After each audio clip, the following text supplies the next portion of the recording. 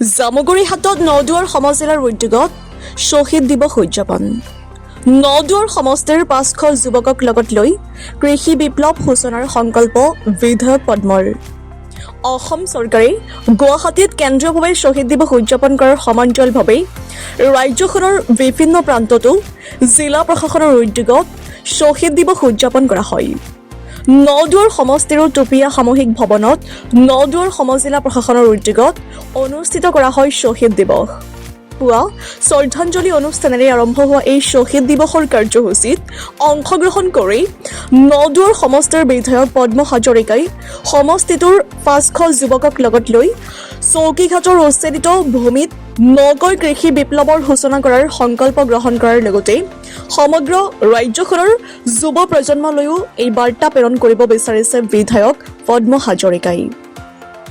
নদুৱাৰ পৰা প্ৰাণশংকৰ ভূঞাৰ report, digital Assam live. আজি 10 ডিচেম্বৰ শ্বহীদ দিৱস। আজি এটি অসমৰ কাৰণে ঐতিহাসিক দিন, যিটো দিনত অসমৰ 6 বছৰীয়া অস্তিত্ব ৰক্ষা আন্দোলন যিসকলে জাতিৰ কাৰণে আমাৰ মাতৃভূমিৰ কাৰণে প্ৰাণ আহুতি দিলে, 860 জন শ্বহীদৰ স্মৃতি চিৰযুগমীয়া কৰিবৰ কাৰণে যিটো শ্বহীদ স্মাৰক ক্ষেত্ৰ নিৰ্মাণ হ'ল, যে আমি সকলোৱে গৌৰৱান্বিত যে ইয়ে আমাৰ অসম আন্দোলন সদায় সজীৱ কৰি ৰাখিব।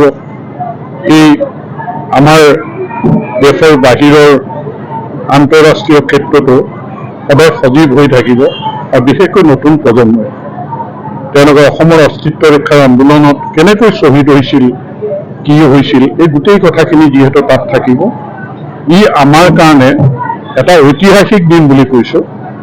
যে অসম আন্দোলনৰ কথাবিলাক হয়তো হেৰাই গৈছিল, কিন্তু আজিৰ দিনটো ই প্ৰতিষ্ঠিত। আৰু আজি মুখ্যমন্ত্ৰী ডাঙৰীয়াই যিখিনি বক্তব্য ৰাখিছে, এই বক্তব্যৰ জৰিয়তে অসমৰ কৃষ্টি সংস্কৃতি জাতিটোক সুৰক্ষিত কৰিবৰ কাৰণে আৰু বিশেষকৈ আহ্বান জনাইছে অৰ্থনৈতিক এক বিপ্লৱ কৰিবৰ কাৰণে, যে ইয়ে আমাক জীয়াই ৰাখিব, শক্তিশালী কৰি ৰাখিব। আৰু সেইকাৰণে ময়ো আজি সংকল্প লৈছোঁ যে কৃষি প্ৰধান ৰাজ্যখনত কৃষি কৰ্মৰ জৰিয়তে অৰ্থনৈতিক ভেটি শক্তিশালী কৰিব লাগিব। আমি 2000 বিঘা মাটি চকীঘাটত আমি এনেও 52টা গোটক 10,000কে মাটি দিছোঁ, অচিনাকি মানুহৰ পৰা এৰুৱাই পেলাই। আমি তাত কৃষি কৰ্ম আৰম্ভ কৰিম, তাক 500 ডেকা ল'ৰাক লৈ পেলাই আমি এই উদ্যানখন আৰম্ভ কৰিম।